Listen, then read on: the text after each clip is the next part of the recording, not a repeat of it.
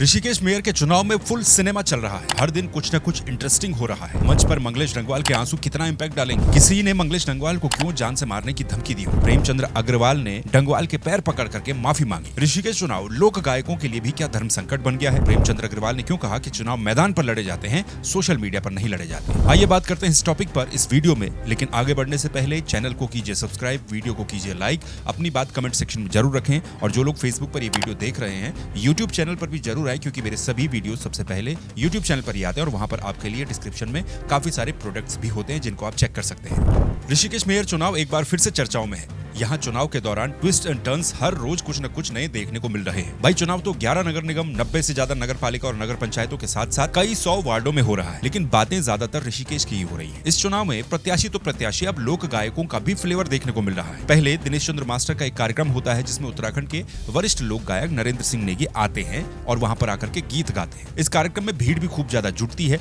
कल के ही वीडियो में हम उस पर विस्तार से बातें कर चुके हैं और काफी सारे एंगल्स उसमें कवर किए गए हैं। यदि आपने वो वीडियो नहीं देखा तो उसको भी देख लीजिएगा। अब इसके जवाब में बीजेपी ने भी एक कार्यक्रम आयोजित किया। हालांकि भारतीय जनता पार्टी का ये कार्यक्रम पहले से ही तय हो चुका था और इस कार्यक्रम को लेकर के सोशल मीडिया पर भी तरह तरह की चर्चाएं पहले से ही चल रही थी। बीजेपी और उनके प्रत्याशी शंभू पासवान के कार्यक्रम में उत्तराखंड के वरिष्ठ और प्रसिद्ध लोक गायकों में से एक मंगलेश डंगवाल पहुंचे। वैसे तो इस कार्यक्रम में लोक गायिका संगीता ढोंडियाल को भी पहुंचना था, लेकिन सोशल मीडिया पर जो वार देखने को मिला, जो विवाद देखने को मिला, उसके बाद संगीता ढोंडियाल ने यह तय किया कि वो इस कार्यक्रम का हिस्सा नहीं बनेगी। इसको लेकर के सोशल मीडिया पर खूब पोस्ट लोगों के द्वारा लगाई गई। बल्कि ऋषिकेश के गुमानीवाला में होने वाले इस कार्यक्रम को लेकर के संगीता ढोंडियाल, जो कि लोक गायिका है, उन्होंने भी अपने सोशल मीडिया अकाउंट्स पर बकायदा पोस्ट करके ये अपडेट दिया कि वो इस कार्यक्रम में नहीं आ रही हैं। इस पोस्ट में एक पोस्टर जो कि काफी ज्यादा वायरल सोशल मीडिया पर है, वो भी संगीता ढोंडियाल ने लगाया। लेकिन दूसरी तरफ लोक गायक मंगलेश डंगवाल इस कार्यक्रम में पहुंचे। मंगलेश डंगवाल ने गीत गाए और गीत गाने के बाद कुछ ऐसा हुआ कि जिस वजह से ये प्रोग्राम काफी ज्यादा वायरल हो गया। इसका एक क्लिप बहुत वायरल है। लाखों लोगों ने वो क्लिप देखा और उस क्लिप पर तरह तरह के रिएक्शंस भी अब सामने आ रहे हैं। यहाँ मंच पर बीजेपी के ऋषिकेश से मेयर प्रत्याशी शंभू पासवान, ऋषिकेश के विधायक और उत्तराखंड सरकार में कैबिनेट मंत्री प्रेमचंद्र अग्रवाल के साथ मंच पर मंगलेश डंगवाल खड़े हैं और डंगवाल मंच पर भावुक हो गए, रो पड़े। वो वीडियो भी मैं आपको दिखाऊंगा, लेकिन पहले ये बता देता हूं कि भावुक होकर के किसने क्या बोला। मंगलेश डंगवाल ने कहा कि उन्हें 25 तारीख को जान से मारने की धमकी दी गई। उनको मां बहन की गालियां भी दी गई। मंगलेश डंगवाल ने रोते हुए सवाल पूछा कि उनकी उम्र 50 साल के करीब हो गई है, क्या इसीलिए उन्होंने इतने सालों तक संस्कृति की सेवा की थी? फिर मंगलेश डंगवाल मंत्री प्रेमचंद्र अग्रवाल को कहते हैं कि इस राज्य का बोझ आपके कंधों पर है, आपकी सरकार हमें न्याय देगी। मेरी माँ बहनों के स्वाभिमान के लिए नेताजी आपके प्राण चले जाएं, लेकिन आपको रुकना नहीं है, झुकना नहीं है। मंगलेश डंगवाल ने यह भी कहा कि उन्होंने अपनी संस्कृति की सेवा करके क्या अपराध किया। विश्व पटल पर 12 देशों में अपनी संस्कृति को पहुंचाया है, उसका प्रचार प्रसार किया है। इसके जवाब में मंत्री प्रेमचंद्र अग्रवाल कहते हैं कि आपके साथ ऐसा हुआ, इसके लिए मैं आपसे पैर पकड़कर माफी मांगता हूं। ये भी कहा कि जो गाली दे रहे हैं, उन्हें जान से मारने की धमकी दे रहे हैं, क्या वो उत्तराखंड के सच्चे सपूत हो सकते हैं? चुनाव आएंगे चले जाएंगे, लेकिन हमें यहीं जीना है और यहीं मरना है। इस प्रकार की संस्कृति को उत्तराखंड और ऋषिकेश के लोग बर्दाश्त नहीं करेंगे। अपनी इन्हीं बातों में उन्होंने आगे ये भी बताया कि ऋषिकेश में वो कितने मजबूत हैं। अग्रवाल ने कहा कि पहले वो 2007 में यहाँ पर चुनाव लड़ने आए थे, तब उन्हें कोई नहीं जानता था, लेकिन उसके बाद 12 में आशीर्वाद मिला, 17 में आशीर्वाद मिला, काफी प्रपंच मेरे खिलाफ किए गए, लेकिन 22 में फिर से उन्हें आशीर्वाद मिला। हमारा सांसद भी यहाँ से जीतता है और बहुत बड़े मार्जिन से जीतता है। अग्रवाल ने एक और इम्पोर्टेंट बात कही कि चुनाव अगर लड़ना है तो मैदान में लड़िए, सोशल मीडिया पर चुनाव लड़े नहीं जाते और न ही जीते जाते हैं। वोट जनता देती है, जनता तय करती है। अब आप ये पूरी क्लिप देखिए, उसके बाद इस पर विस्तृत बात करते हैं। मेरी माँ के लिए अशब्द बोले गए और मुझे 25 तारीख को मारने की धमकी दी गई है। मुझे बड़ा दुख है और इस राज्य का बोझ आपकी कंधों पे है। आपकी सरकार हमें न्याय देगी। मेरी माँ बहनों के स्वाभिमान के लिए नेताजी आपके प्राण चले गए, लेकिन आपको झुकना नहीं है, रुकना नहीं है। और जिन्होंने मुझे विचित्र शब्द, मैं तो मेरे क्षेत्र में आप आ रहे हैं और आपको डर की बात आई, मुझे माफी के साथ मैं आपके चरण वंदना करते हुए मैं आपसे माफी चाह रहा हूँ। जिस व्यक्ति ने भी मेरे इस भाई को धमकी दी है, मैं यहाँ का विधायक होने के नाते आपके पैर पकड़ के माफी मांग रहा हूँ। जिसने भी धमकी दी है उसकी तरफ से मैं आपसे माफी मांग रहा हूँ। ये सारे लोग जितने बैठे हैं, ये सारे लोग जितने बैठे हैं, ये आपको बहुत प्यार करते हैं। आप परेशान मत होइए भाई, देखिए आप भाई के भावुक हो रहा है मेरा भाई, जरा जोरदार ताली बजाइए। भावुक क्यों हो रहा है हमारा भाई? संस्कृति की सेवा की है और मेरी माँ के लिए अशब्द बोले गए और मुझे 25 तारीख को मारने की धमकी दी गई है। मुझे बड़ा दुख है और इस राज्य का बोझ आपके कंधों पे है। आपकी सरकार हमें न्याय देगी। मेरी माँ बहनों के स्वाभिमान के लिए नेताजी आपके प्राण चले गए, लेकिन आपको झुकना नहीं है, रुकना नहीं है। और जिन्होंने मुझे विचित्र शब्द, मैं तो एक संस्कृति का सेवक हूँ, आज 27 साल 50 साल मेरी उम्र हो चुकी है।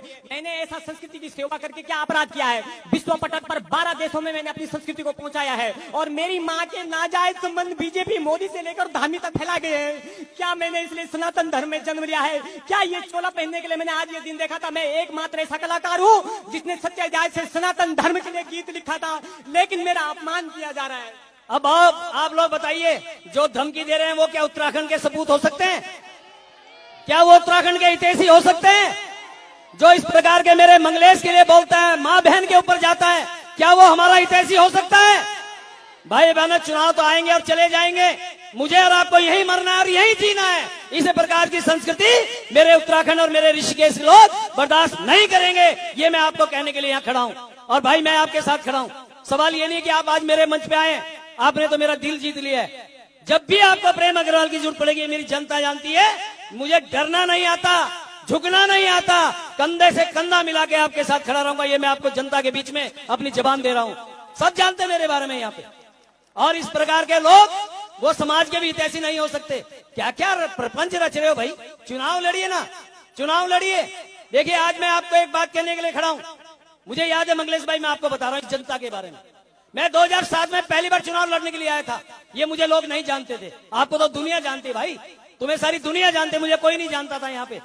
2007 के बाद 12 में आया, मुझे जनता ने आशीर्वाद दिया। 17 में आया, फिर आशीर्वाद दिया और यही हथकंडे अपनाते रहे। 2022 में भी चुनाव हुआ, मुझे आपका आशीर्वाद मिला। मैं तो आपके एक एक व्यक्ति के चरणों में नमन करते हुए बहुत बहुत अभिनंदन और धन्यवाद करता हूँ। हमारे यहाँ सांसद जीतता है और बड़े मार्जिन से जीतता है मंगलेश भाई। आपका ये जितना भी ऋण आप हमारे यहाँ जो हमारे ऊपर डाल के जा रहे हो, ब्याज सहित चुकाएंगे, ये मैं आपको कहना चाह रहा हूँ। ब्याज सहित चुकाएंगे, आप चिंता मत करिए। हम भी जानते हैं कौन लोग हैं, हम भी जानते हैं वो कौन यहाँ की प्रवृत्ति है।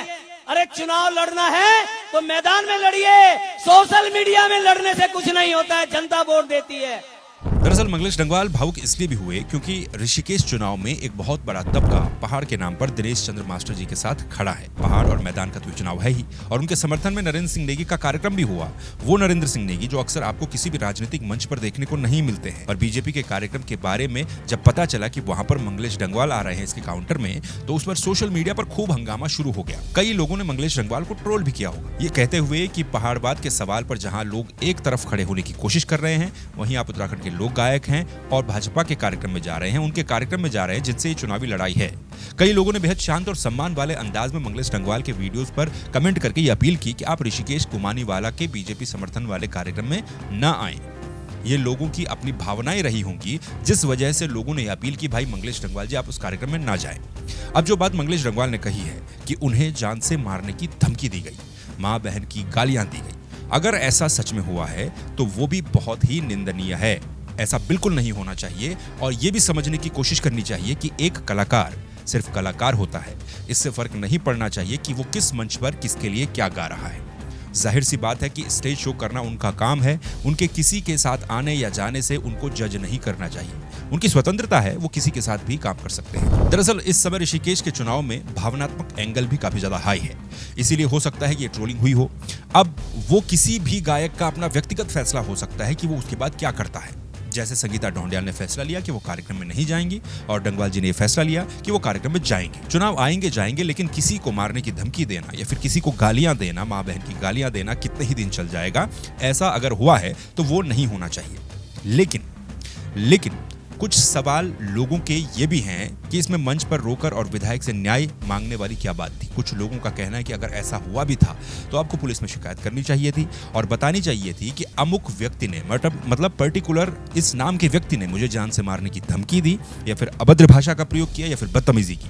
कई लोग अब सोशल मीडिया पर ये वीडियो देखने के बाद ये कह रहे हैं कि मंगलेश डंगवाल जी को उस आदमी का नाम बताना चाहिए जिसने उनको धमकी दी। यानी कि ऋषिकेश नगर निगम के चुनाव में 4 प्रत्याशी हैं। भाजपा के शंभू पासवान, कांग्रेस के दीपक जाटव, निर्दलीय दिनेश चंद्र मास्टर जी और यूकेडी के महेंद्र सिंह। मेयर कौन बनेगा, इसके मंथन में यहाँ पर फुल सिनेमा वाली फाइट चल रही है।